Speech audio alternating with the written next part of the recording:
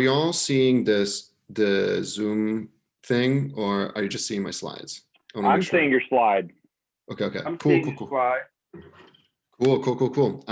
So what I'm going to talk to you today about is kind of a lot of the thoughts I've been kind of collecting on how we as Christian transhumanists can influence the conversation about the ways in which different transhumanist technologies, specifically gene editing, can kind of be developed in the way they relate to all sorts of like bioethical issues. I'm going to be using like a lot of like different mental models to kind of like discuss like it's the way I kind of think about this. So I'll try to go kind of like, please stop me if you feel like I need to explain some of the concepts, especially like, game theory. I know it's not for everybody. So just let me know.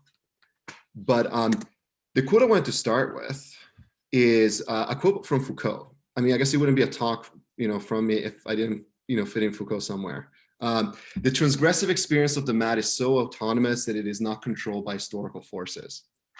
This is from Madness and Civilization, which is one of my favorite books by Foucault, even though I don't necessarily like his writing. But his thinking what does is he mean by transgressive there? We will get into this. There's a lot to unpack here. But basically, what Foucault argues in Madness and Civilization, which is how it's going to, I think, relate to tonight's discussion, is this notion that the only entity that is able to escape social control is something kind of like madness, where it simply cannot conform to social norms. It's the extreme endpoint of social non-conformity would be some sort of like mental divergence. And that's kind of what Foucault was kind of talking about, is like the horrible history we've had towards the mentally ill, and simultaneously the weird paradox of, in the Middle Ages, treating them as like voices from God. Or one of the other examples that he gives is like how in literature, if you think of the only character that was allowed to tell the truth in front of the king tends to be the fool in the court. And basically Foucault is saying that if we reevaluated the way in which our social norms marginalize the mentally insane, we would become a lot more aware about the different ways in which social forces end up controlling our own sense of self and our own sense of identity. So first, I kind of want to discuss game theory and the way it kind of plays into all of this. So at a basic level, you've all probably heard of the prisoner's dilemma. I think this is kind of like the basic explanation. Like, imagine there are two prisoners and they're imprisoned by the police and they're not allowed to talk to each other. They're in two separate rooms, and each prisoner is basically allowed to is given one of two choices. They either stay silent or they betray the other person, and they get a lower sentence if they betray the person they committed the crime with, or they get like a somewhat higher sentence if they stay silent. And so that gives kind of like a 2x2 matrix scenario, where if both prisoners stay silent, they both serve 1 year, which is like the best possible scenario out of the four. If player B successfully betrays player A is going to get 3 years and B goes free. So that's the individually better scenario for player B, the worst scenario for player A. And it's symmetric. So if player A successfully betrays B, then player A goes free and player B serves 3 years. And by successfully betray, I mean one of the players confesses and the other player stays silent. And then the other outcome is when both players actually confess and they actually end up getting 2 years, which is like one of the worst possible scenarios, for them kind of collectively. And basically the insight of the prisoner's dilemma is this notion that if you earn more by successfully betraying the other person, then the natural endpoint of some sort of rational analysis, defined as some sort of like maximizing your payoff given what you expect everybody else to do, is actually the worst possible scenario for the group. And game theory basically studies all these different scenarios in which the incentive structures are so distorted that we end up engaging in mutually harmful behavior, even though that's precisely the rational thing to do. That's going to be a key point I'm going to bring up tonight, because if you think of if you make AIs play this game, they're both going to mutually betray each other. That's basically because that's the rational thing to do. Given what you expect, you should not be expecting that the other person, given how they would earn more by successfully betraying you, you should not be expecting them not to betray you. So given that you think that they're going to betray you, what is your best possible option? Well, to betray them as well. And this is how you end up in a scenario where both players betray each other. However, if there was some sort of system, some sort of mechanism, some sort of tool that would enable you not to betray each other in this scenario, it wouldn't exactly be irrational. It wouldn't be against your own self-interest. It wouldn't be illogical, right, to use this mechanism for both players to cooperate. But it also wouldn't be rational, because again, independently of what your opponent, what the other player is going to do, you confessing, you betraying them gets you more in either scenario, regardless of what they do. So if it's not rational, if it's not irrational, then the best way to kind of think about this is that it's non-rational. And this is going to be a big theme tonight as we kind of discuss several of these issues. So in the early 2000s, John Nash, who many of you may know from the movie A Beautiful Mind, that is simultaneously one of the best game theory movies ever because it's basically the only one. And it's also one of the worst game theory movies ever because it has one of the worst explanations of the prisoner's dilemma, which I just explained to you in the world. But nonetheless, for those of you who may not be familiar, it's a story of John Nash, who was a real life person who was a mathematician affected by schizophrenia who ended up basically becoming one of the founding fathers of game theory, ended up winning a Nobel Prize afterwards, despite his illness basically deteriorating his life over time. It's kind of a beautiful story of a triumph, I think, of will and genius over mental health and biological circumstances. Was Lorenzo, was this bad explanation, the bar scene? Is that? Yes. Okay, yes. I was just making sure that I knew that was Nash equilibrium or whatever. Yes, the Nash equilibrium. That was considered game theory. Okay. Yeah, exactly. Because again, in the bar scene, what is referenced in the movie is that it's like these guys, and this very beautiful woman walks into the bar and they're all thinking, okay, so Adam Smith, traditional economic theory would say that the collective good is served by everybody pursuing their individual interest. And John Nash corrects them. He has this realization that begins game theory that he says, like, actually, if we all go after the most beautiful woman and then she turns us down and then go after her friends, the friends are going to give us the cold shoulder because nobody wants to be second choice. So what we should be doing is that we all ignore the girl, the most beautiful woman, instead go after our friends. So we all get a date at the end of the night. That's literally not what game theory would predict. Game theory would predict, actually, if you're pursuing your rational self-interest, everybody ends up getting into everybody's way. And so nobody goes home with anybody at the end of the night. That's why it's the worst explanation of game theory ever. Game theory and, dating game aside, John Nash in the early 2000s gave this amazing speech at the American Psychiatry Association. They got him a standing ovation where he basically stood up in front of all of them. This is the American Psychiatry Association, and told them that he did not regret having schizophrenia. And actually, that the American Psychiatry Association and psychiatry as a whole was systematically misunderstanding the social usefulness and the role that mental illness serves for society. And so in a talk that spanned everything from game theory, biology, evolution, morality, and history, he basically argued that the value of mental illness ought to be reconsidered, and the way we treat mental illness ought to be reconsidered in light of what game theory basically enables us to understand about the consequences of mental illness in a society. Some of the comments he made were that, from his perspective, severe mental illness exists in nature as a consequence of the diversification of species, and it may serve the needs of adaptation, but it's not a frequent association with genius. He personally felt a lot that, if it wasn't for schizophrenia and the voices he heard in his head, he wouldn't have had the self-belief that he was on to something major in life. That actually propelled him to persist despite all the obstacles. Because John Nash, before coming up with the Nash equilibrium, was not actually, he was definitely a very gifted mathematician, but in his class at Princeton, he was not considered one of the top prospects. And I think he was one of the last people to submit his dissertation and his thesis, right? And he ended up getting a Nobel Prize. He also made some interesting comments that I thought would be interesting in a Christian Transhumanist setting. I want to start with the third one first. So he said that during his years, that his psychotic symptoms were very pronounced. He believed that if he could communicate with a real angel, then everything would be clarified for him. This happens a lot with people with schizophrenia. They start engaging in not just religious meta imagery, their psychosis gets grounded in what we can actually describe as distinctly Christian imagery. The notion of angels, the way at least John Nash is talking about it here, is not really the way like ancient cultures would kind of like discuss this. If you talk to modern schizophrenics, like a lot of them have like a messiah complex, and they believe there's some sort of reincarnation of Jesus. And so like Christian imagery is very, and we're going to talk about this tonight. Like there are a lot of interesting, powerful connections about the impact that hearing the Gospels has on people with schizophrenia. But the comment I really want to focus on, it will actually show you kind of why I thought game theory was like a good way to kind of start thinking about this, is his comment was that insane people might not be able to perform their expected social roles, but because their minds are unable to function properly for society and are therefore on strike. He said that for his mind, for example, it had gone on strike repeatedly. So now I want to delve into like, what does a game theorist mean when they talk about going on strike?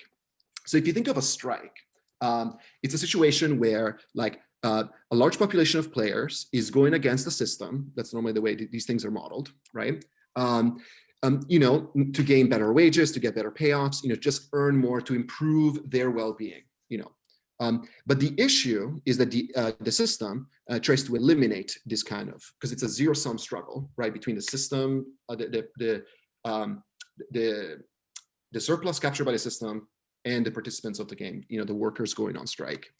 And the strike only works if there's if the strike reaches a critical mass, if enough of the players kind of get together, right, to kind of shake the system and demand better wages, better conditions. Obviously, because of that, the risk gets lower and lower the more people join, right? It's kind of like, if you kind of want to think about this in outside of a labor setting, a lot of people struggle, with social anxiety, so they don't want to be the first person on the dance floor. But the more people there on the dance floor, the more, it doesn't matter how good you are at dancing, you can join, right? You feel less social pressure in that circumstance. But again, going on the dance floor analogy, nobody wants to be the first person on the dance floor because all the risk is on them. Nobody wants to be the person dancing, by themselves, right? At least that's what they're worried about. Except, in the case of the strike would benefit everybody. Like if everybody was able to successfully go on strike, every single players, even the players that didn't necessarily join the strike, all of their conditions improve. That's the whole point of this game, is this game theoretical setup, right? But the game theoretical setup shows you that even though everybody would benefit from this, and even though if enough people did this, right, you wouldn't need to get everybody on board, you just need to get a critical mass. Fundamentally, the strike never starts because nobody wants to be the first mover. Because if you're the first mover, all the risk is concentrated upon you. The stakes are too high. In the same way, like in real life, like, it's super easy to fire one person, way harder to fire 30 people, way harder to fire 3,000 people. But it goes back to this theme. It's completely rational. It's completely within our self-interest to go on strike, to improve our conditions. And yet it's completely irrational for any of us individually to go on strike, given what we expect everybody else to do, given what risk minimizing agents seeking profit, would be doing. So if somebody went on strike, the first mover is not irrational. It's not rational though. So it has to be non-rational. That's what John Nash is saying. He's saying like a mentally ill person that fundamentally cannot conform to the system they exist in is the perfect person to begin a strike. Because the mentally ill person has no control. And that's kind of what Foucault says, the quote at the beginning. The transgressive experience of the mad is so autonomous, it's immune to its social historical forces. That's the way John Nash understood the role schizophrenia played in his life. And the way mental illness, the way game theory should make us reconsider the way we approach mental illness. That mentally ill people, by fundamentally being incapable of fitting into like a broken system, they end up being actually the perfect agents to disrupt that system. And that's what John Nash was saying. Okay, so now we're going to talk about segregation games. This is like one of my favorite models in game theory. Can you hear if I play this video? If not, you know what I'll do? Wait, can you hear it? I don't hear anything. No, Okay, I can't hear it. Oh, you hear it? Here's what I'll do. Like, I will mute it because it doesn't really matter. You'll see it in the visualization, and I'll speed it up a little bit. So the way segregation games work, they're simulated, like in this case with the eggs. So you have white eggs and brown eggs. And all you're saying is that every one of these eggs has a slight preference to be around neighbors of the same color. Not a major preference. They don't have to be around, brown eggs don't have to be around all brown eggs. But like they want to be at least around, out of like, I guess 4 options, they want to be at least around 2 brown eggs. Look at what happens.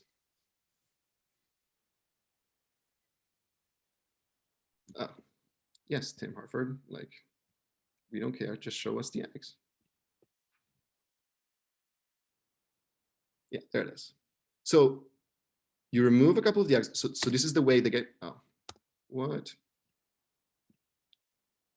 There it is, there it is. Okay, okay. So we got the eggs, right? Okay, I must just to stop clicking outside. Yeah, okay. So you start off right with this board, and then you set up the eggs in some sort of initial configuration, and then you play out the natural implication that every egg would move away towards neighbors, slightly there, like slightly more like them. And look at what happens. Oh no, oh my God. There it is.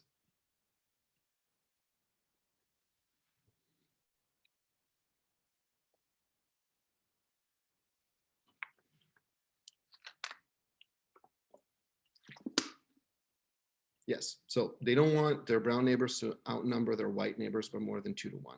It's a simple preference. Same thing for the brown eggs. They don't want their white neighbors to outnumber their brown neighbors more than 2 to 1.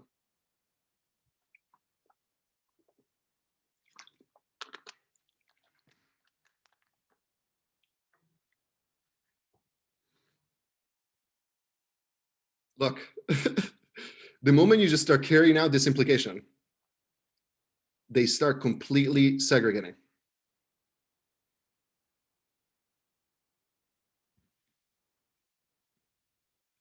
And so you can do this with chessboards, all sorts of other stuff. Like, and again, it's a very simple rule. Like, you just don't want neighbors of a different color in this case, right, to outnumber you more than 2 to 1.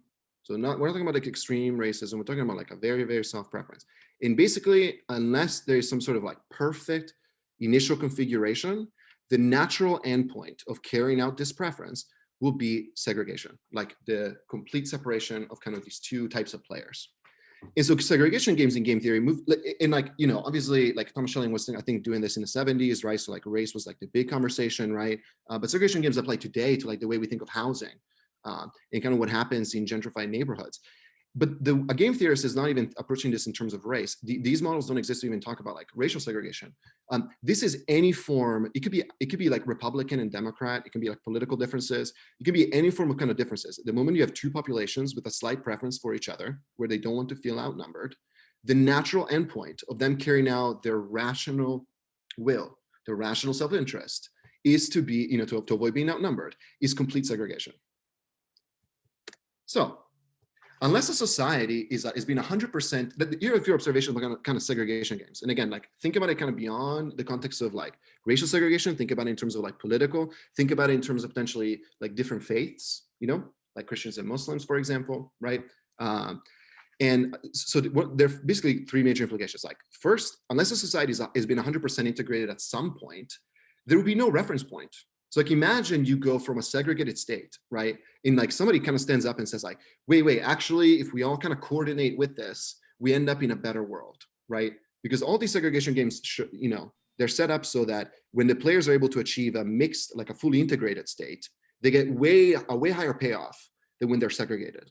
Even if you make the payoff of being segregated negative, that's still fundamentally what happens, right, in all these simulations.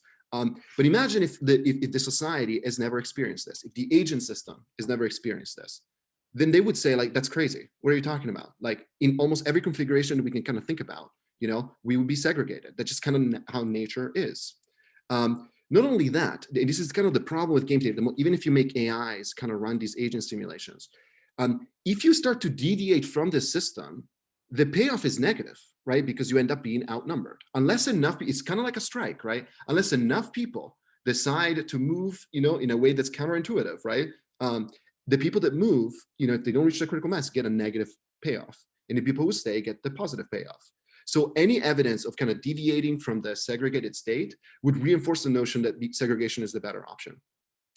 So imagine, like, even if like a prophetic voice would come out and say like, oh, actually, you're all crazy, you know, like if you really engage with this, if you really coordinated, like we would achieve integration, like it would require, in order for people to trust that this would work and it wouldn't just fail, it would require a borderline totalitarian level of coordination, because only a totalitarian entity would guarantee you that if people started moving, they would be able to, everybody would move in the right place and it would be better off than if they did not move at all. Because that's always the issue. That's always the issue. So it would just seem extremely unrealistic. It says anything less than 100% integration makes the scheme collapse. Any talk about, you know, plans of achieving full integration would be entirely dismissed as utopian thinking. So again, it would be entirely irrational if you're born in a segregated state from a game theory perspective to expect that integration would ever work. So in a world where in a world where segregation has always been the status quo, a prophetic voice encouraging us to integrate would be seen as a threat to the stable configuration the society has grown accustomed to. And even the supporters would not stand by the prophet as they dismiss the vision as impractical, inachievable. So you have these layers of obstacles, right, to integration in these segregation games, where somebody who would it literally sound crazy for telling these players, like, let's try to integrate. And even if they somehow manage to get enough supporters, the rational people would just not, we should just not be expecting, like rational players should not be expecting that this scheme is going to work, because it requires an unprecedented level of coordination. So you see, it goes back to this theme. If a player decided to argue that all the players should be seeking integration, they wouldn't just be called, they wouldn't just be thought of as like crazy, you know, they wouldn't just be ignored. They would be seen as a threat to the stable configuration. And that's why they would be basically scapegoated. And you can see how these themes kind of would end up playing out in this. So that's kind of what John Nash was saying. John Nash was saying that if you use game theory to understand the role of mental illness in society, it would require, like, we would perceive what is otherwise a flash of genius, bringing us to the much better equilibrium as a form of mental illness. And most likely we would see it as a threat and try to neutralize it. And so John Nash, that's why he was saying, like, it's just like going on strike.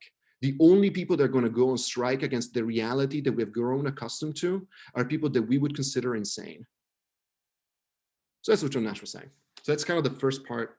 And before I kind of talk about eugenics, I want to ask, like, is everybody kind of comfortable with, I know I kind of dumped a lot of mental models on y'all, but like, did everything kind of make sense so far? Yeah, seems to. Carry on. Cool. Interesting question. Oh, sorry. You good? Oh, no, I was just going to say, it's funny how you said, like, eugenics is everyone comfortable. Well, prepared for that kind of discussion. I'd have brought my notes. Yeah. Okay, so now we're going to talk about eugenics, right? And how this, and you see how this fits into this game theory stuff. Okay, so first I want to kind of talk about like some of the history of eugenics. I want to start kind of with America, you know, because we're in America right now, at least most of us, I guess. So Buck v. Bell, I wanted to quote from this insane Supreme Court decision, Justice Oliver Wendell Holmes. "It is better for all the world if instead of waiting to execute degenerate offspring for crime, society can prevent those who are manifestly unfit from continuing their kind." The Supreme Court ruled basically that the sterilization of the unfit was completely like within the rights of the state in America. This came up actually in the Nuremberg trials when they were putting the Nazis on trial, and apparently one of the defense lawyers for the Germans actually pulled up like Oliver Wendell Holmes' like comments on the sterilization of the unfit when he was defending the Germans doing this during World War II. And he started reading it without citing him, right? And so the entire audience, including the judges, they thought he was citing some Nazi, right, saying this. And he actually said, like, "Oh, actually, can you read?" Like he told the witness, like, "Can you read where this is from?" And it's like Buck v. Bell, a U.S. Supreme Court case. Not only that, there's been like a weird like history in America again of like people being very concerned about like mental defectives, like marrying and propagating and undermining the intelligence density of the American population. This manifests itself in these weird ways that like with the 1924 Immigration Act, with like blocked immigration from Southern and Eastern Europe. Like, I swear I'm not taking this personally as an Italian person, but like literally they were like, these Europeans are just like cognitively inferior. We're gonna like undermine the greatness of America if we just let them in, Again, this was 1924, I also thought super crazy, like one of the most popular movies in 1915 was about this doctor who refused to operate on a defective newborn who died. And it was like a national sensation. People were like, yeah, we need more doctors to do this. Again, this was 1915.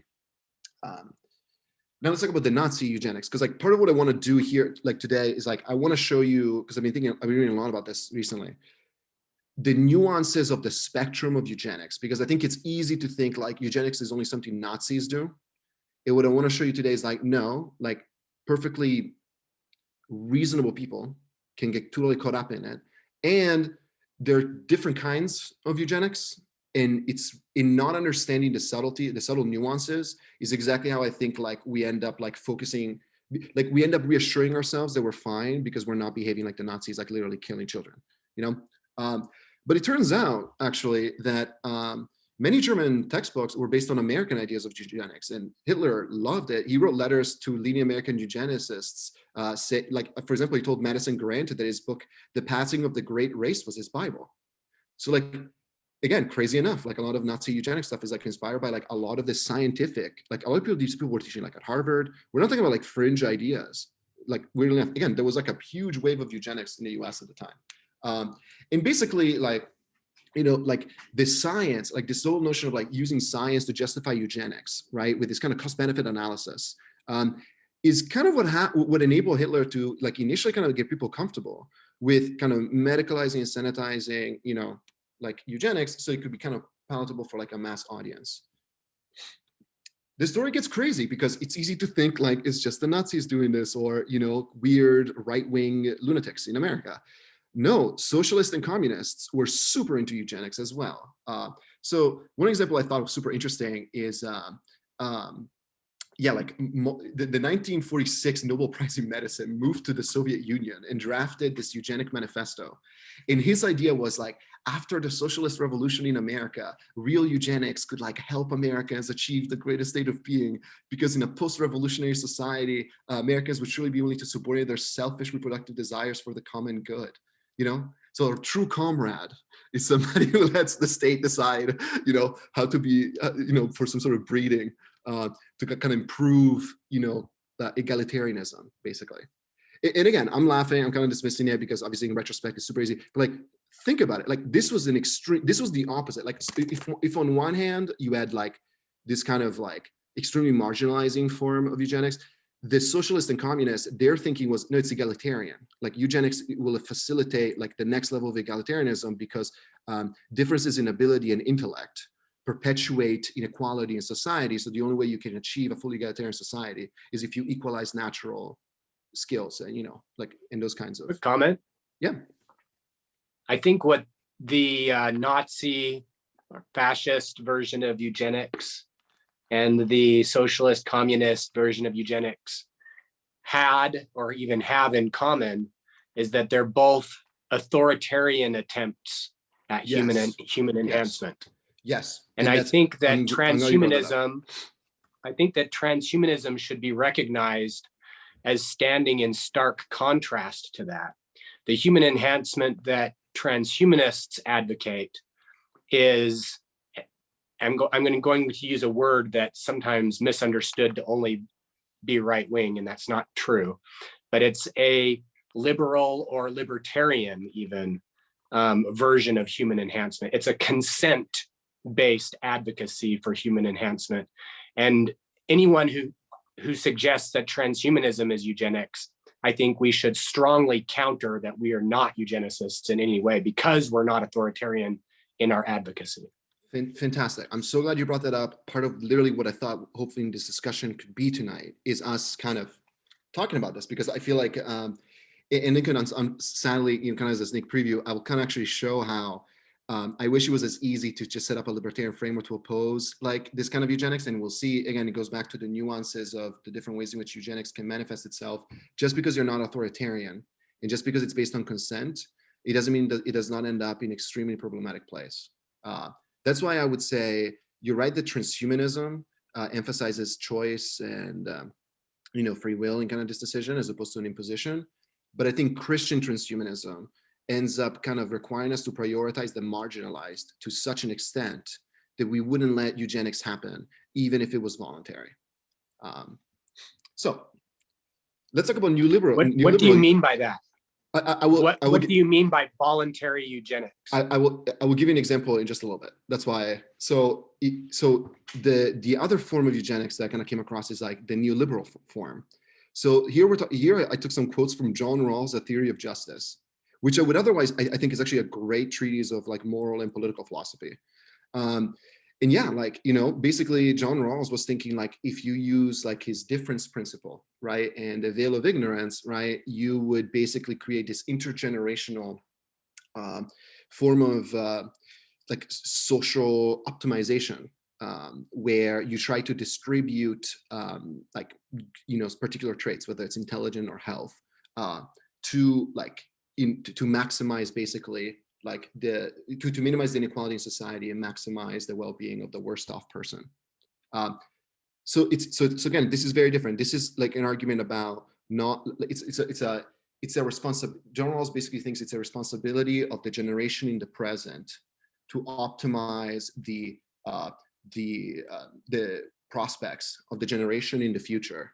And because of that moral responsibility to prevent the generation in the present from living a better life than the generation in the future, the generation in the present has a moral obligation to engage in more soft kinds of eugenics, basically, to prevent inequality, like temporal inequality, which when he wrote this, right, like it was easily dismissed because like we didn't have the technology that we have today to kind of implement this, which is kind of, and I think that's kind of what John Rawls was kind of hesitant to kind of talk about. Like he didn't want to argue what has happened in the United States historically, or what the Nazis were doing, or what the socialists were arguing for. But he would definitely be very comfortable in using genetic engineering. Like in many ways, John Rawls kind of talks about like you want to definitely avoid a caste system, Brave New World style, where you use genetic engineering to reinforce some sort of hierarchy. But you definitely want to use genetic engineering to basically erase a lot of deficiencies, flaws. He uses different terms to kind of describe this. So to ensure, right, that future generations are basically not in a worse off position than the present generation. So it's a different kind of ideology, different kind of framework to justify eugenic policies. Also, like recently, like there was this whole conversation about like, the founder of Planned Parenthood, and like her stance on eugenics. And because basically, if I understand this correctly, like, and this was like a huge talking point, at the time, like part of the pitch, right, for the organization early on was this idea that like, if women were empowered in terms of reproductive freedom, then poor women would have less kids, and so there would be less crime, there would be less. And at the time, it just became very racialized. So like she started talking about like, yeah, so like we would prevent Black people from like outnumbering, white people, so that we don't have. And this is actually the term that ends up being used in these contexts. Like eugenics refers to the use of policies and technologies to improve genetic replication. Dysgenics is supposed to be about like removing, or just some sort of capping the downside, of genetic replication. So she was not arguing that we need to create a master race. She was not arguing that we need to be improving people the way John Rawls was arguing. She was arguing that we need to basically limit the fertility rate of poor people and racial minorities that, would end up propagating negativity in society from her position. Just to give you a perspective, again, like all these different, very, very, very different perspectives, all kind of leading to very, very similar places. Then let's talk about like racism for a second. So William Shockley, who also won a Nobel Prize and will be a prominent guest, a prominent character in tonight's drama. So he literally thought, because I thought he has an IQ of 180. So this guy thought that, Black people were genetically enslaved to their poor DNA, to be condemned to lives of misery, poverty, and crime. And he wasn't alone. So at the time, people like Arthur Jensen and Richard Herrnstein were basically compiling this data on the IQs of African Americans, the different crime rates, college graduation rates, and all these things. And basically, like, at a very, very superficial level, the data seemed to appear that like there were these racial gaps in all these different outcomes. And so, but because African Americans were having just way more children, this was potentially like some sort of like IQ suicide for the American nation. And so people like William Shockley, again, it got even weirder. So like he thought, you know, like he reached out to the NAACP to try to get to blood test the people in the Black Caucus to prove that, you know, African Americans that were succeeding, because obviously that would be the best counter argument, were actually majority white in their DNA. That's how deep this went. That's how deep, like, you know. But again, if you listen to William Shockley, there's a great interview I recommend to everybody with, what's his name? William Buckley, where basically William Buckley kind of like, you know, even though he's a conservative, like he kind of refutes like a lot of these claims. But Shockley kind of clarifies, like, he wasn't arguing for killing the unfit. He wasn't arguing for the forced sterilization of the unfit. He just thinks that dysgenics is a big problem because it's going to lead to, I don't know if y'all have ever seen the movie Idiocracy, where the premise of Idiocracy, right, is supposed to be that like stupid people just have way more children, smart people just wait until they have a mortgage. And so the Darwinian vector of stupid people is just way higher. And so you end up in a society run by somebody that comes from the WWE, like a wrestling mania personality, you know, and they try to use Mountain Dew as fertilizer. So they're all starving to death, you know, because they can't grow food. That's literally, you know, it's a humorous way of like kind of what Shockley kind of thought would happen. That's again what dysgenics makes you very focused on. And basically, Shockley spent, like, again, you know, got a Nobel Prize, the creator of the transistor, one of the fathers of modern computing, you know, taught at Stanford, you know, otherwise really brilliant guy, like, and yet spent most of the rest of his life on this crusade arguing that the government should pay poor people to get sterilized. It specifically target like African Americans to pay them to get sterilized so they wouldn't have too many children. They would end up outnumbering the smarter children. So he thought it was completely scientific, like he was quoting data, all these things, you know, like very, very convinced guy. He wasn't alone in that in his era, though. I mean, that was. Oh yeah, yeah. If there's one thing I hope y'all carry out of this conversation, is that it was not alone. It was more or less the climate change of the day. You know, it was the progressive thing that we got to do. Absolutely. Again, it goes back to, you know, the Planned Parenthood founders was not saying that Black people shouldn't have kids. She was just saying that, you know, we need to empower Black women to not have too many kids, which sounds like even now the Black abortions are 2.7 times. Which right. Why? So I'm not going to talk about that tonight specifically because, but that's definitely. There are ways in which all these things end up happening, you know, and playing out disproportionately at different rates, you know, in different communities. Like, but yeah, like my point is more like, again, we saw with very extreme right-wing ideas, you know, about kind of like a more fascist perspective. We saw it with socialism. We saw it with female reproductive freedom. We now saw it with like data science and like pseudoscience. There's just so many. We saw it with neoliberals, which you know, with John Rawls. Like, there are just all these different ways in which you kind of end up in the same point. But I will also say, like, you know, we'll talk about tonight, like, I think it's important to say, like, you know, Shockley was not a Nazi. Like, you know, the founder of Planned Parenthood was not a Nazi. Like it's a spectrum of eugenic ideology, right? And I think what I'm going to argue tonight is that I think as Christian Transhumanists, when we oppose eugenics, we need to understand these nuances because the arguments that would convince and persuade, you know, and neutralize these ideologies are very, very, very different. Let's talk about eugenics today. So I thought, you know, I got this from Wikipedia, kind of showing like sex selective procedures, you know, and how they lead to like inverse population pyramids in a lot of different countries, you know, because like, again, very, very soft preferences for boys, basically, in these somewhat patriarchal cultures. So Lincoln, like you were bringing up earlier about like, you know, as long as the government is not imposing this, right, you know, like we're not, and I think hopefully this is an example of like, well, I guess you can argue the one child, because, you know, obviously the big state in red is China. So the one child policy, right, is definitely a huge infringement on individual freedom.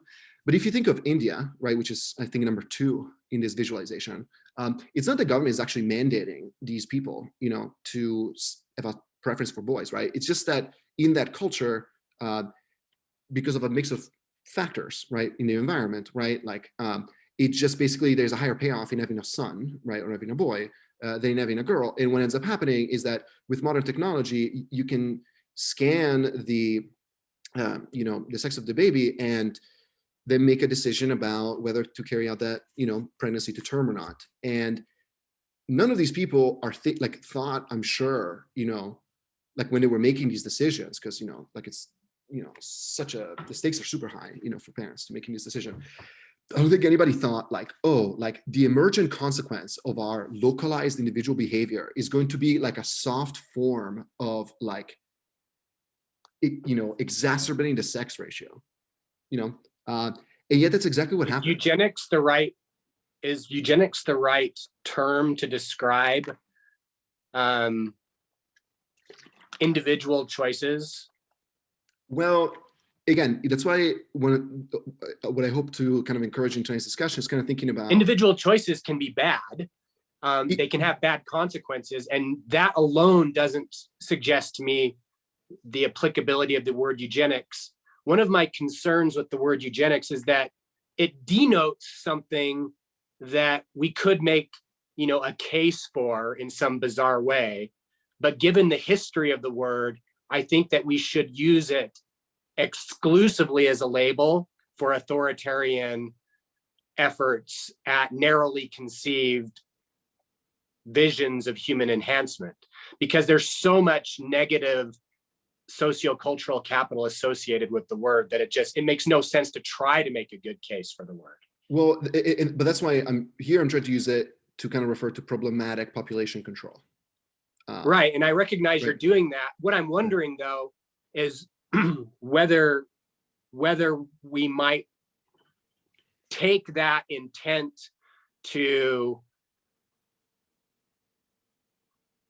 ensure that the word is recognized as something negative too far and applying it everywhere we think that somebody is just making an immoral bioethical choice. Right, because I think there are other That's forms of immoral bioethical choices that we shouldn't use the word eugenics for, because it muddies the water when we try to explain why eugenics was such a bad idea. That's why. So the next example is of kind of what's been happening in a lot of European countries, where basically these like kind of selective pregnancy procedures, it basically erased people with Down syndrome from the population. And again, these are very, and I think this is actually the very challenging bioethical case, because like obviously it's that there are practical challenges to raising a child, that's born that way. At the same time, I think, there's always, again, this disconnect between the individual free choice that these families are making, right, and the collective consequence of the term, I guess, would not be eugenics, it's erasure, soft genocide, whatever you want to call it, like just like a removal, a form of population controlled aimed at removing, like a particular segment of the population. And because, I mean, fundamentally, right, like, and again, what's kind of really concerning, right, and I'm saying this as a European, right, like, is that it's not as if European countries are not kind of like at the frontier of like, a welfare system, a social safety net, supporting people, right? So if still, despite, like, if you can really go to Iceland or Denmark, right, or Sweden, right, where like you can, it's one of the best places, right, if you're born in any kind of circumstances in terms of the safety net.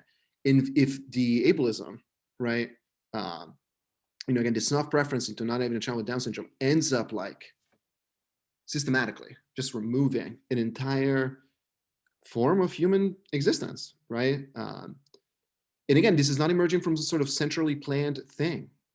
It might. It seems to be headed in that direction in some progressive areas. And I'm glad you bring this up. One of the directors of the MTA actually is raising a Down syndrome child.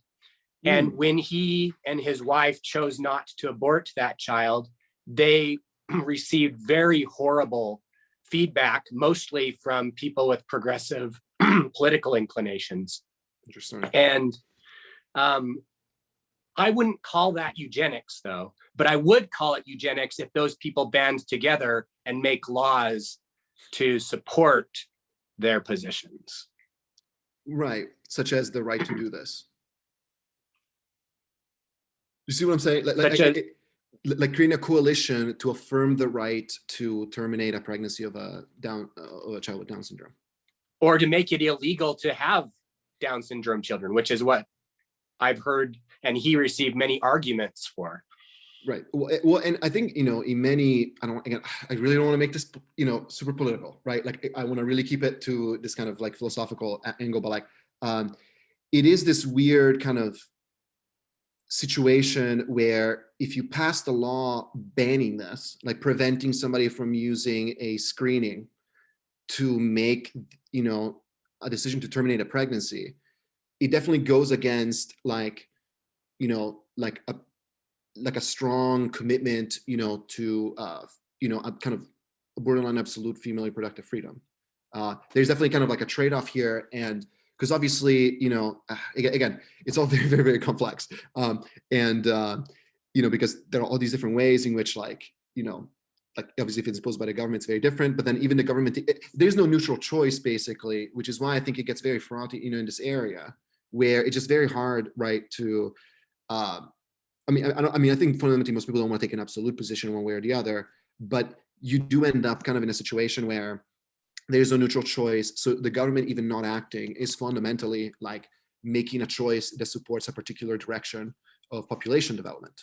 And I think that, again, we are, for the most part, I think is like a society globally, like we're kind of like moving away from these conversations. Like we're so focused on a bunch of other kind of issues that are somewhat similar in terms of bioethical controversy, kind of not realizing that genetic engineering makes this even easier, because if there is some sort of like moral qualm about terminating a pregnancy, there are going to be a lot less moral qualms about using genetic engineering to remove Down syndrome from the population.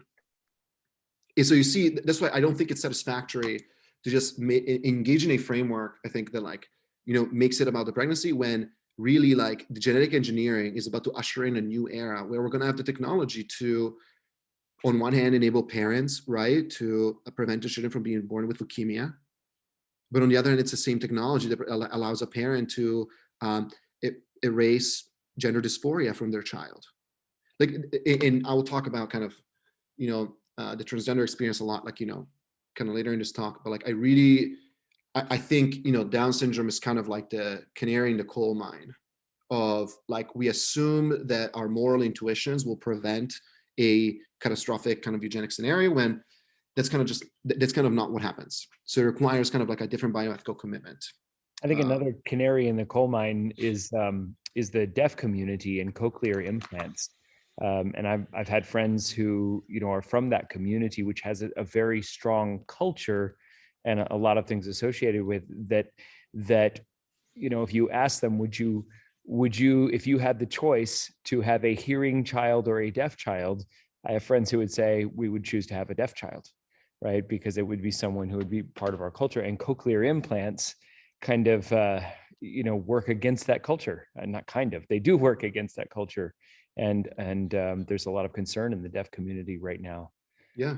About the elimination of their culture. It's such a complex, especially because, on some level, if you carry out, if the person is able to kind of manifest themselves, right, in the way they were genetically kind of, determined to, they would also end up being like a stakeholder, like a decision-making party in the decision once the child is born, right? They would be able to say like, I want to have access to this technology, these hearing aids, for example, right, versus not, right? But the problem with genetic engineering is that like the child is not, they have no voice in this conversation. Like they are, like it's happening at the prior step where the only people that are involved are like the parents and at most like the government, society, the state, or whatever. And I do think it's important to kind of understand like, the voice can potentially be expressed, differently after. And I think that's how a lot of people, they're born with, and we'll talk about divergences in a second, kind of feel, right? It's like until you're born, you're kind of able to kind of overcome, some of the challenges, like, it's kind of hard to, like, you don't even get to kind of decide that. But unlike in the case of terminating a pregnancy where the being just like doesn't get manifested, here we're talking about parents shaping the child, which is on some level is how a lot of parents probably feel. I mean, on some level, it's kind of the responsibility of a parent, right? Like shaping the child in a healthy way, right? But what does healthy mean? And tonight, kind of one of the things I want to talk about is how like we should be, I think, trying to frame and understand health in a way that doesn't promote ableism. And I think Jesus Christ is one of the best examples of this. But the next kind of like mental model, I think to kind of understand like, kind of this discussion is collective intelligence. So obviously I'm kind of biased because it's one of my areas of research. Many of you probably heard of this idea of the wisdom of crowds, where if you ask a classroom full of students to guess the number of jelly beans in a jar and you take the average, you somehow get to within a few percentage points of the real answer. And scientists for a long time thought that this was just a basic statistical feature of aggregating a bunch of independent guesses. The truth turns out to be a little bit more complicated. It turns out to be collective intelligence. This idea that like groups of people can arrive at insights, the emergent consequence of a bunch of independent viewpoints can be an insight that can escape even the experts. One of the best examples of this, for me, the example that I always kind of go back to is it's prediction markets. So prediction markets are where basically you set up like, I don't know, like will Andrew Yang win I think it's one of the markets right now. Will Andrew Yang become mayor of New York City? Yang, and basically you set up Andrew Yang stock that reaches the value of $1 if he wins and $0 if he loses. And as people begin trading in this prediction market and the consensus, I think the price of Andrew Yang stock right now is 54 cents. That means that the consensus probability of the prediction market is that Andrew Yang has a 54% chance of winning the election. It turns out that the probability estimates created by prediction markets, whether it's in the case of elections, whether it's in the case of sports, whether it's in the case of movies, end up being far more accurate than than experts themselves, especially over several questions. This is kind of actually the same mechanic that potentially makes stock markets so hard to beat unless you're Warren Buffett. Like a hedge fund manager can gain like a lot of money, 1 year, but like fundamentally a stock market will just outmaneuver most investors like in the long run. And so that's kind of what again, the best example of collective intelligence, the wisdom of crowds, a bunch of people kind of getting together and engaging in information processing, and they achieve some sort of like superhuman insights. It turns out that like if you ask cognitive scientists and computer scientists, who study collective intelligence and prediction markets, what is the number one predictor of collective intelligence? It's diversity. Not diversity in terms of like social diversity. We're talking about cognitive diversity. So let me kind of explain this a little bit better. So I always go back to this visualization. Imagine that this series of numbers, this vector at the top, right, represents some sort of like ground truth reality. Like in this particular paper, they're saying like there are, let's see, 3, 6, 9, 11. There are 11 dimensions, the 11 personality characteristics of a candidate for office. And this candidate for office goes around, and delivers different speeches, to people, displaying all these different qualities. So each of these people, Adam, Bob, Cam, Dan, they only get to see, because they only see one speech, they only get to see a particular window, a particular kind of aspect, a subsection of the personality of the candidate, right? And basically the analysis they're doing in their head to kind of figure out, is this person going to be elected or not, is do they have, out of the 11 qualities that a political candidate can have, do they have, these qualities, right? So in the case of Adam, Adam thinks that the candidate does not have any of the qualities, that he could have, that were kind of trying to be displayed in that speech. Bob, thinks that he has 1. Cam thinks that he has 2. And so as you see, like there's a relationship, right, where Cam, out of the 3 qualities that she gets to observe of the candidate, the candidate has 2 of them, so she thinks he's going to win. Same thing for Dan, whereas Adam and Bob, they see mostly zeros, so they don't think it's going to win. And once you aggregate their individual assessment, you actually end up towards the right answer. I always thought this was kind of like a fascinating example, because if you start thinking actually of this as the spectrum of kind of human possibility, and you think of like the vector that's associated with each of these people, right, as their subsection, the way in which their personality fits into this broader spectrum, right, of possible personalities, you actually start to see why diversity will be super important, right? The reasons to why Adam, and Ivan, all these people end up to the right answer is because everybody, eventually covers all of the potential dimensions, right, of the candidate in this example. If we talk about it in terms of human personality, it would be all the possible ways, kind of all the possible dimensions of human personality would end up being expressed. But here's the thing. If you ask Adam and Dan to talk to each other, they wouldn't want to talk to each other because they have nothing in common. Adam, has these three, right? Dan has these three, so they have zero overlap. Now, Adam and Bob have 66% overlap. 2 out of 3 dimensions of their personality overlap. Cam and Dan have also a 2/3 overlap. So it's up to Bob and Cam, who have a lot in common, to bridge the gap between Adam and Dan, who would otherwise be on 2 different extremes and not get together. So that's why if you, when you approach cognitive diversity from the collective intelligence viewpoint, you want to expand middle out. You want to start with kind of the initial overlap of people and slowly expand to incorporate everybody until eventually you can see the full landscape of human possibility. So that's how you want to think about cognitive diversity. So obviously, under collective intelligence view, what you're optimizing is not social diversity, but cognitive diversity. So, in the real world, it means that you need to be prioritizing neurodiversity.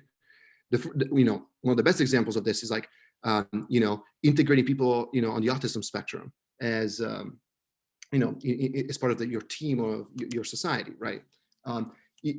In many ways, right now, the current understanding of people on the autism spectrum is that their mirror neuron system differs from that of neurotypical people.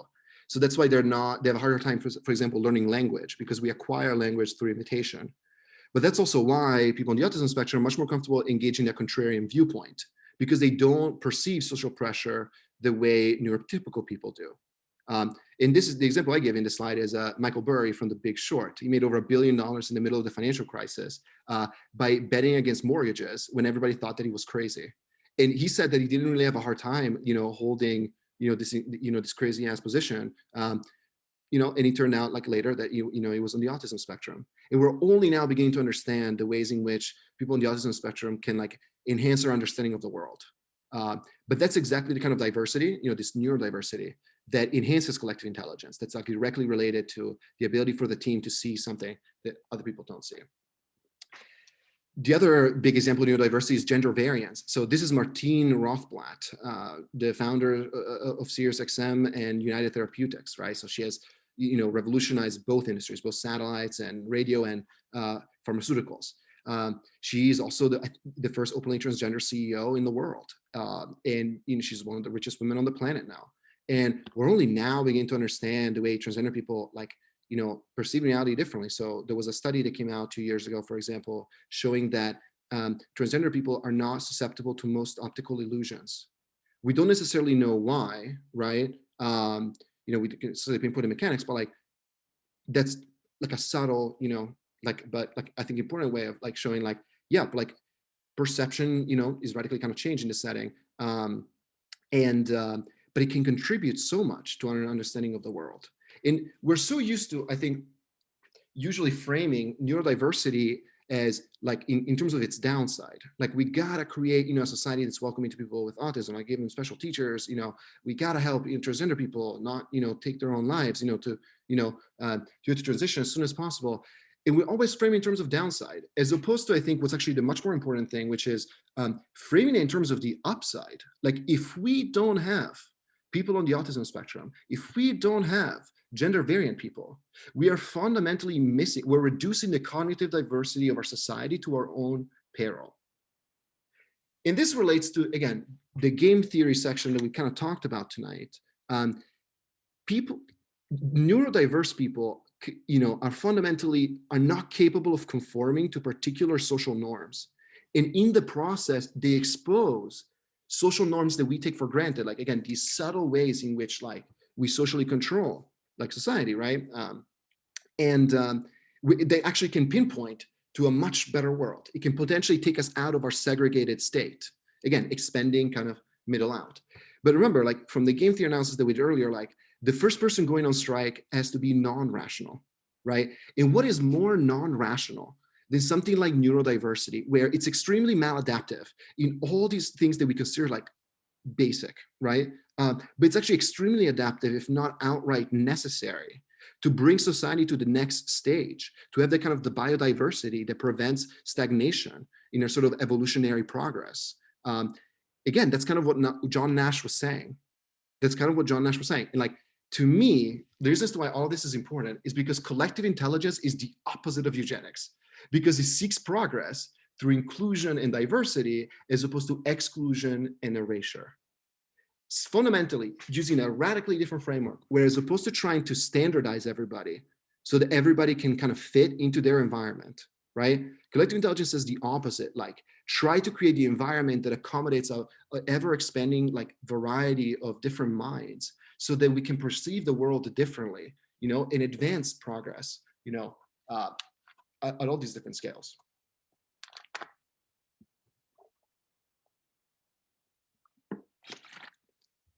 And then I'm about to get to the last section, but before we move on, like, are there any questions kind of about this? I know, again, I'm dropping a lot of knowledge, like. Cool, so I'm gonna talk about Christianity. So how does Christianity kind of fit into all of this? Well, first, let's talk about intersex people. I always thought this like Bible verse from Matthew, like it's just so fascinating, you know? Not all men can accept this statement. It's in reference to the apostles and, you know, the other followers of Jesus saying like, yo, if we can't get divorced, then maybe it's not worth getting married in the first place. And Jesus is like, well, like actually eunuchs are going to see the kingdom of God. So like, you know, like you're kind of right, you know? Think about it. Jesus literally says, for there are eunuchs who were born that way from their mother's womb. There were eunuchs who were made eunuchs by men. And there were also eunuchs who were made themselves eunuchs for the sake of the kingdom of heaven. We're talking 2,000 years ago, Jesus affirming like intersex people, basically. Like, because that's the closest thing that we can kind of understand, like, you know, because it's not just talking about eunuchs. Again, this is very important. Like, it's not just talking about eunuchs the way we think of like, you know, like in a, like Chinese statecraft sense, for example, right? We're not talking about like some sort of like priest, you know, I guess like that's one of the options here. We're talking about people who were born that way. We're talking about people who were like wounded, so they're feel permanently different. People that are like extremely marginalized in Jewish society, because like in the Old Testament, right, especially like manhood is like such a key element of what defines you, right, as a in the image of God. And what is Jesus saying? Not only is that okay, but these people are going to see the kingdom of God before, you know, I don't know what the opposite of intersex is, I guess, but anyways, so in like, there's no other religious text basically that I think does this. Like I've been researching this a lot, like, and I'm open to kind of changing my mind and getting my beliefs updated about this. Like at best I've seen like, you know, texts saying things like, don't be mean to the eunuchs, right? There's like a long history in like ancient cultures in dealing with intersex people in all these different ways, because, you know, the intersex people are so destabilizing, right, to the gender binary that like most of the time they just literally get scapegoated, like, you know, but that's sadly most of the history of intersex people, because again, it disrupts the gender binary, like, and it goes back to, you know, intersex people automatically go on strike against the gender binary because they can't fit in, you know, and yet what is Jesus saying? Jesus is elevating them. Like Jesus is elevating them over people who get married, right? Saying like, yeah, no, actually they're gonna see the kingdom of God. And I think there's something just so powerful about this moment in the Bible. Let's talk about asexuality. I have my disagreements with Paul, but when he agrees with me, I agree with him too. So I'm reading from the 1 Corinthians, you know, chapter 7. So basically, like Paul is talking about marriage, and in his usual fashion, he just has some hot takes. Like, you know, he says like, it is good for a man not to have sexual relations with a woman, but because of the temptation to sexual immorality, each man should have his own wife and each woman her own husband. I wish that all were as I myself am, but each has his own gift from God, one of one kind and one of the other, you know. To the unmarried and widows, I say it is good for them to remain single as I am, but if they cannot exercise self-control, they should get married. So basically Paul is saying like, yeah, honestly, if really like your sex drive is so out of control, then you should get married, but actually, and this is one of the fascinating ways in which like Christianity developed, like the Catholics like really emphasize, right? Celibacy is a huge aspect, right, of priesthood. That's one of the major points of conflict, right, between the Protestantism and Catholicism. And in many ways, like from an evolutionary perspective, celibacy makes no sense. So like, why would you not? Isn't the whole point of like existence from a Darwinian perspective to reproduce? And yet, precisely because celibacy is a commitment to withdraw from the competitive sexual landscape, from an evolutionary perspective, you end up potentially improving the system, improving the population by creating some sort of entity, right, that doesn't serve, that is not motivated by reproduction, but instead can just be entirely focused on helping others.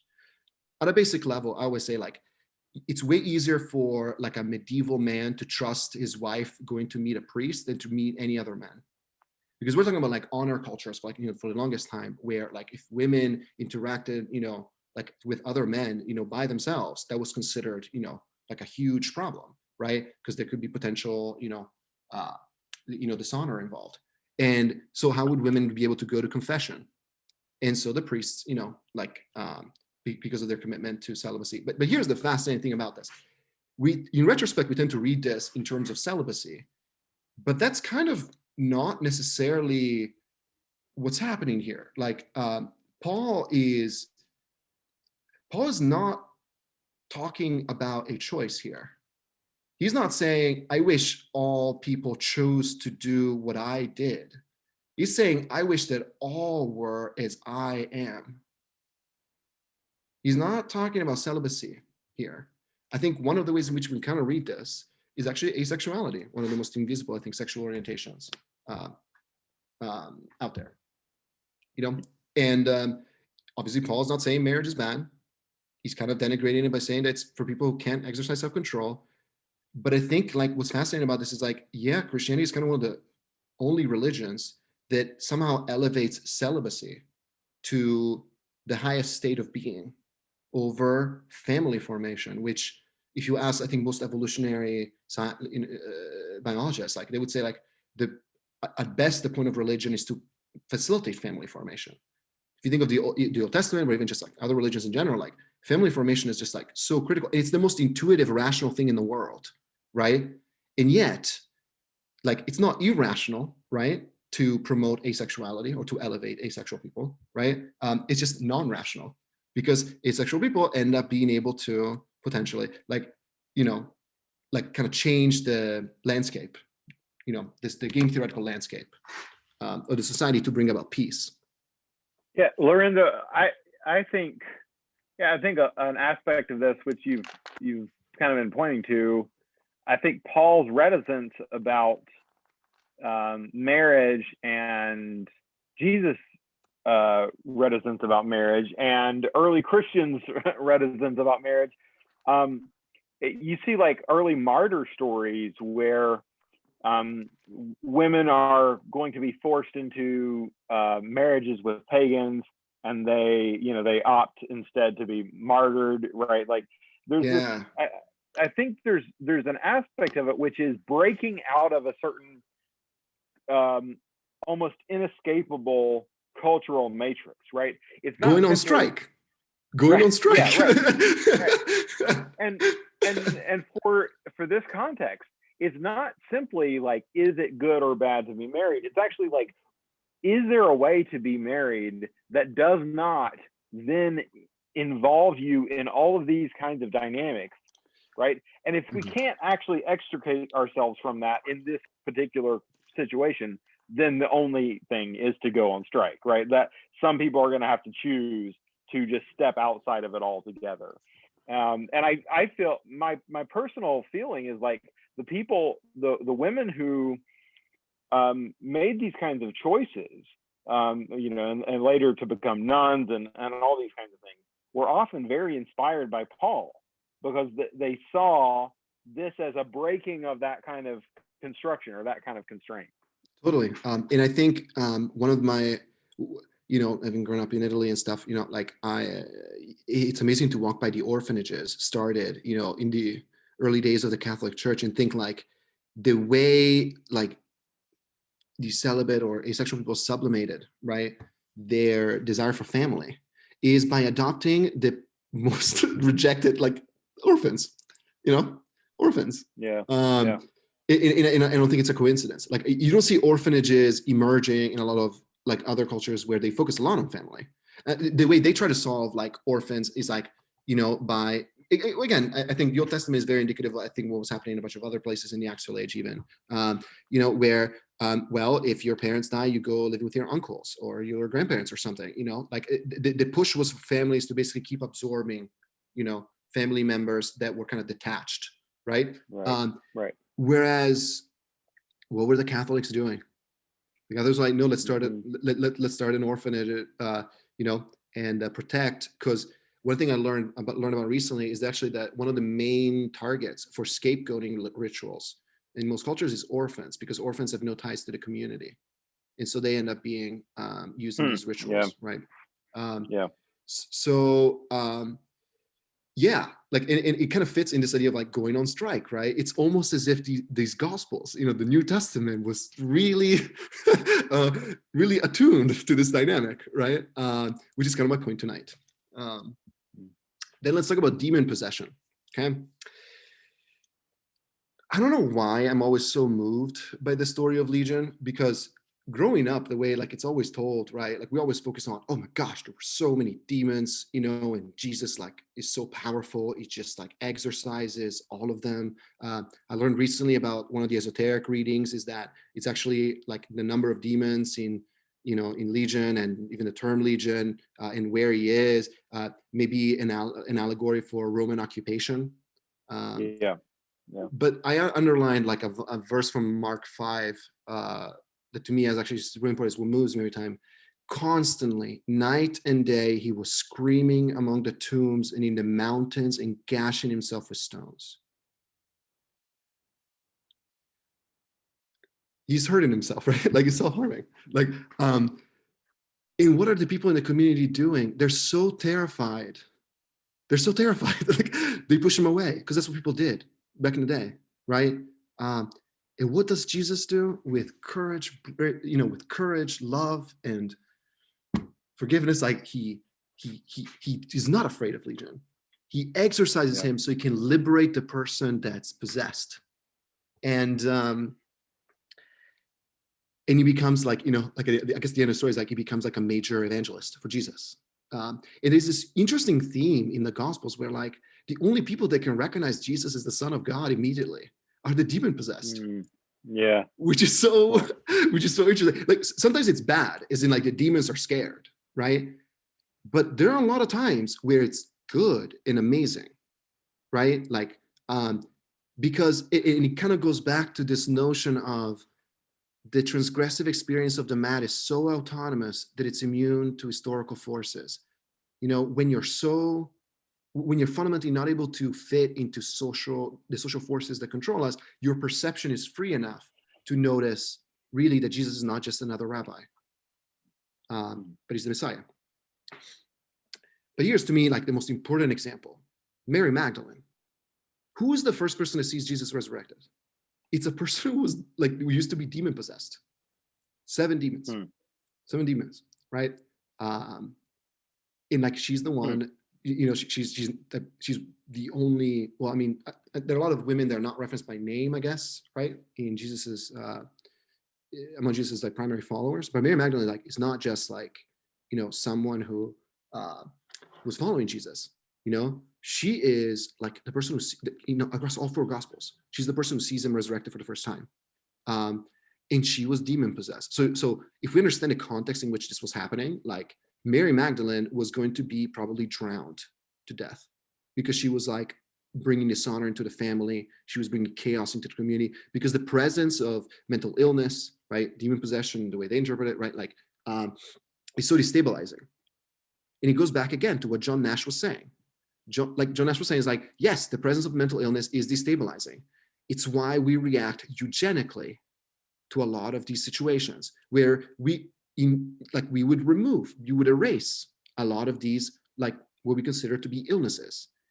Because from our perspective, they just look bad, wrong, awful, and bad. Like, whereas maybe like if we approach it from the collective intelligence perspective, like, no, actually, like we need to include their perspective as opposed to locking up mentally ill people into an asylum. We should be trying to develop technology to help them heal, or at the very least fit into society. One of the conversations I've had a lot with some of my Christian friends and my technologist friends is this notion of using virtual reality to help people with schizophrenia become more comfortable with reality. Because imagine, especially like, or even think of people like, that are in mental institutions, right, who would otherwise harm themselves or harm other people. Virtual reality can be the perfect escape for them, where they're able to live just as fulfilling lives without threatening the safety of anybody. So, and in a world where like a mentally ill person gets to interact with us in a safe way, who knows what they could be teaching us?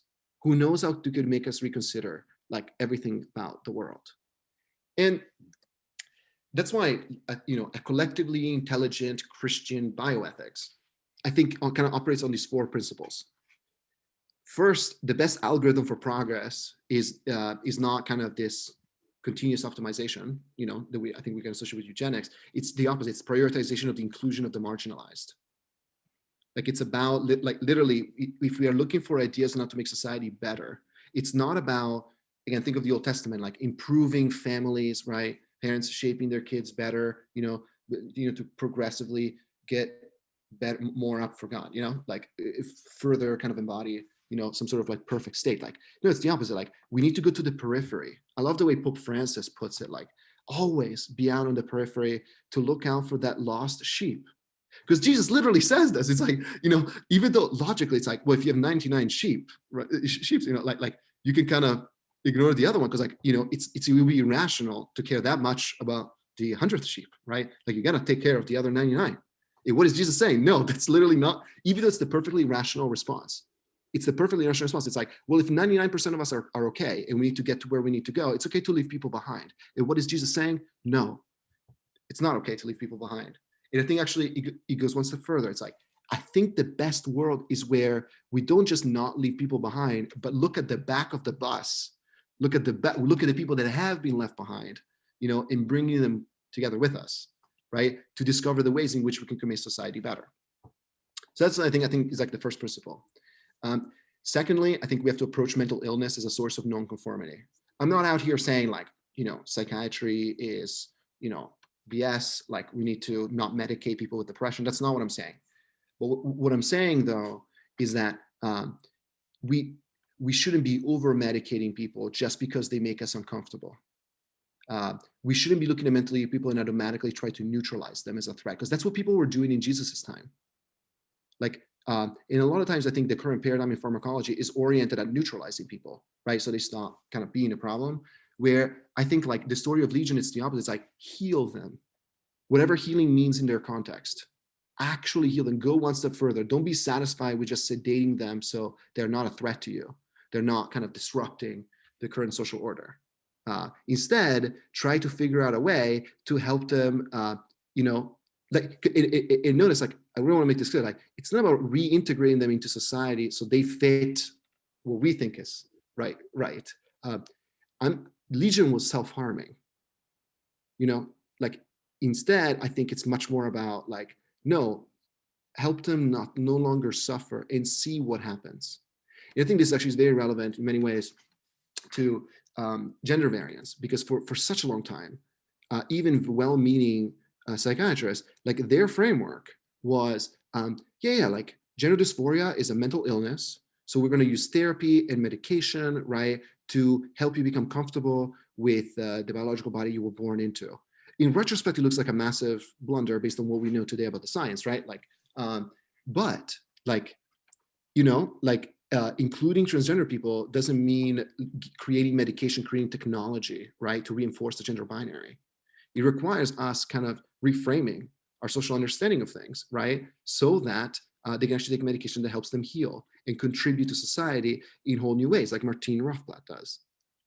The third principle is I think we should be grounding bioethics in neurodiversity, because it's the only way to prevent eugenics. I think the only way we can fight eugenics, or at least like resist it, is not by saying eugenics is bad. We have to, I think, articulate a much more compelling vision of the future. And I think we can do that by grounding bioethics in neurodiversity, by articulating how collective intelligence is critical and will enhance society, and showing how neurodiversity is critical to collective intelligence. I think that will be the charismatic vision that will persuade people not to engage in eugenics at all levels of the spectrum. Lastly, one of the ways I think kind of framing this is like, I think a Christian bioethics requires us to oppose natural selection, taking, the natural order as divinely ordained, right? And thinking that that's just the feedback nature is giving us about who's fit and who's not fit, right? In opposed to obviously social Darwinism, to embrace genetic diversity, because I think, genetic diversity is what I think of God's creations, like, what God has given us. And I think like natural selection is like the fallen world imposing its own kind of process to kind of determine who gets ahead and who gets left behind, because we can reshape the environment way more. And now we're developing the technology to shape our genetic, our genetic expression. And I think it's all too easy to take the easy way out and say, you know what, instead of trying to make the world better for disabled people, we're just going to remove disabled people from the population through genetic engineering. As opposed to saying like, no, let's actually engage in a massive project, right? To create a society where like, it's not so terrible to be disabled that, people would literally think that it's, it's better to just genetic engineer the state of existence away. Yeah, so that's the end. Wow. Yeah. I had obviously that, like, you raised like whole bunch of different like ideas and questions here. One of the things I thought of early on was you're talking about the first person to go on strike, and I was thinking, I think you used the term first mover, and I was thinking about that, the Christian, like the theological term of the prime mover, right? And it's this term for God, where God is the first one who acts, and this is taken as like this is some kind of it's an ontological kind of cosmological idea about the relationship between God and cause and effect and so forth. But this idea of like there's a first mover who essentially creates a new situation, like by creating a new social dynamic, a new equilibrium, right? It's not just creating a state of affairs by pushing something. It's actually by stepping out and acting in a self-sacrificial way. Exactly. It creates that like other equilibrium. And this is interesting to think about the identification of Christ with God. Not, part of it is the identification of Christ as a creator, as someone who is acting in a way that like truly is creating a new situation, right? And so I felt that was an interesting. Well, and maybe Mike, I will kind of underscore something here. Like, it's why I'm always kind of concerned with like creation. It's like, well, he's not creating a new situation; he's redeeming the old situation so that a new situation can slowly. You see what I'm saying? Like, because it's not as if you go from a self-segregated state in game theory into just a new board where you're integrated, right? It's like, no. Like you redeem the self-segregated board state to actually bring about eventually the fully integrated state. Yeah. I think one thing that would be interesting to tease out for future discussions is kind of like the differences between, and I mean in like an ethical and significant, in terms of their significance, but like the differences between neurodiversity, genetic diversity, genetic diversity in nature at large, right? Like I think those have different kinds of ethical and game theoretical connotations even. right? And one aspect of what we do with the natural world is we create new environments in which certain kinds of adaptations that would not have been successful, quote, in the wild, it end up being successful after. Exactly. That's literally so much of like what makes humans great evolutionary beings, right? It's like the fact that we change the environment to support a whole new range of adaptations that would have otherwise not survived in the wild, so to say. And yet you can see how I think ableism is the next thing, because now we're talking about the environment no longer from like just a physical perspective. We're talking about it from like a computational, like, possibility perspective, because genetic engineering is reshaping the environment from a potential perspective, like it's a little bit more abstract, but it's just as because like committing to again, erasing disabled people from the population so that it's easier to raise children, right? Which seems like a worthwhile goal, right? It's like it's just as bad as like, well, we're just going to leave the wounded behind, because taking care of the wounded takes resources away from the community, and so which is like there's so many parallels here, and like exactly. And then Jesus' sacrifice is supposed to usher in this whole new way of kind of thinking about this. And it's kind of what happened, right? I mean, I think eventually we ended up developing, and I think, as much as Christians don't always live up to this promise, right? Like we're supposed to be the people that just ask, what about the most marginalized? And obviously you and I, and like, in the CTA a large, we talked so much about maybe some of the ways we get out of the technological stagnation, and innovate more, is by trying to help like very marginalized people, as opposed to trying to create, like I live in Silicon Valley, so I always think of it as an assisted living facility for millennials, where like food gets delivered, like somebody does your laundry, and I'm like, okay, but like the mRNA COVID vaccine technology, and now it is potentially going to help people with multiple sclerosis. It's going to lead to a malaria vaccine potentially. Like all these things end up being connected in ways that we cannot even anticipate. So might as well go after, like, the most marginalized customer segments or something. Yeah. I think there's something. I think there really is a deep connection here between like even like what's typically classified under like first principles thinking.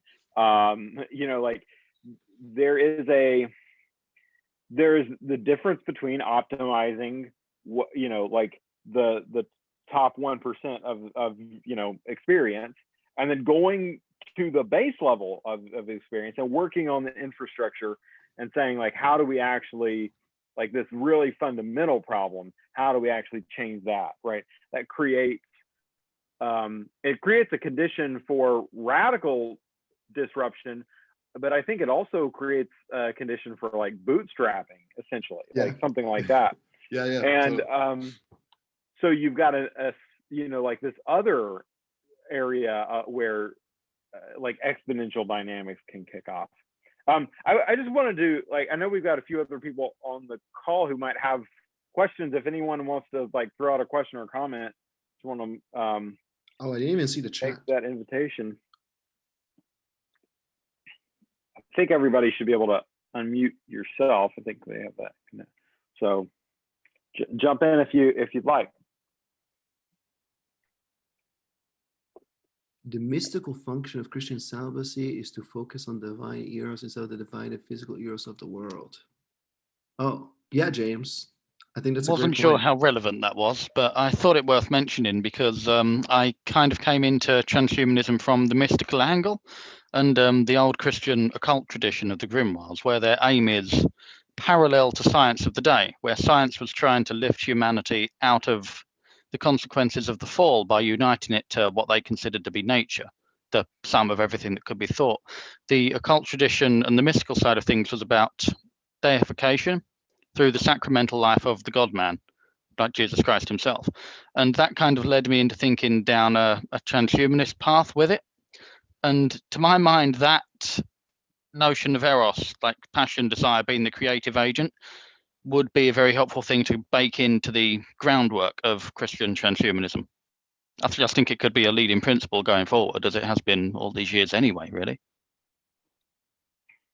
Totally. Did you say the name of a group, AMIDs or something like that?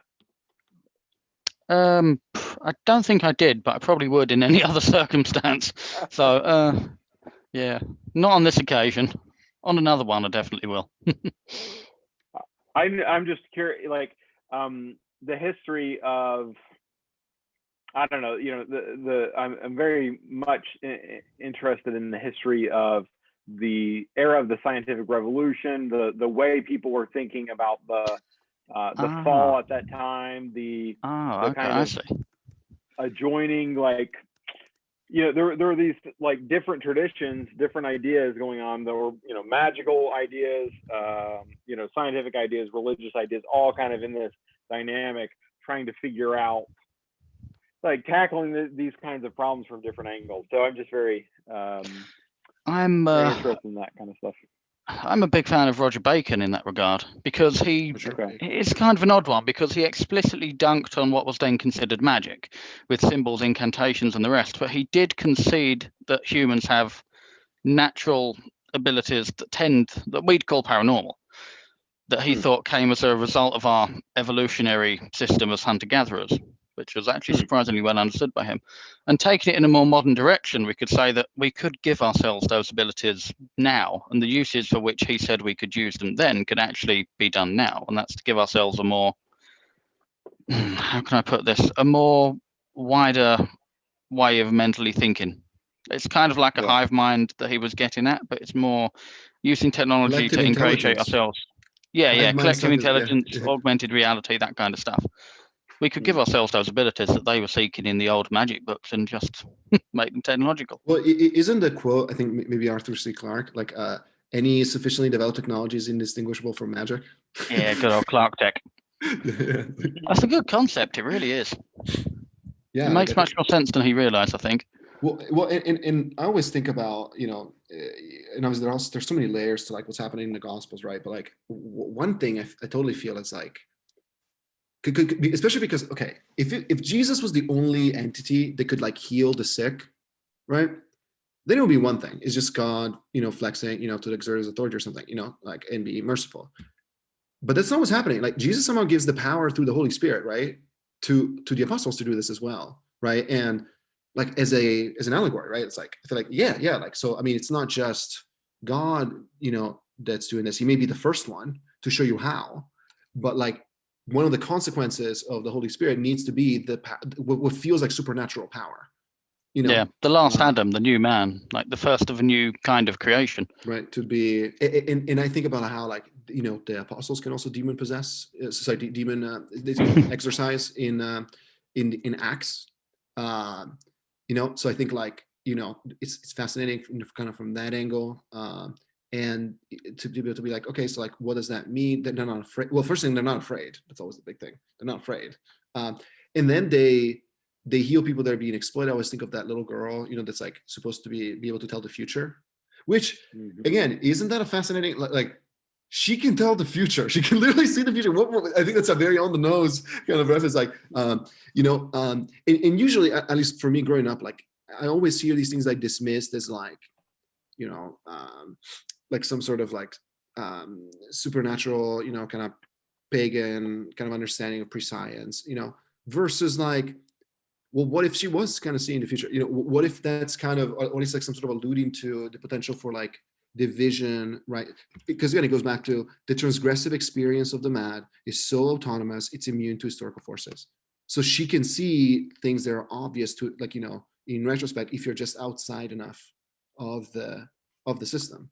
Just like in Shakespeare, right? Like the only person that gets to tell the truth is the fool. Yeah. Okay, well, it's almost midnight where I am, so sorry I took so long. I'm glad. 5 a.m. here. Oh, whoa, James! I feel very, very flattered that you stood up this morning. You know. Oh, I never sleep. This is my sleeping schedule now. Yeah. Well, thanks everyone for joining in, and yeah, we'll do this again next month.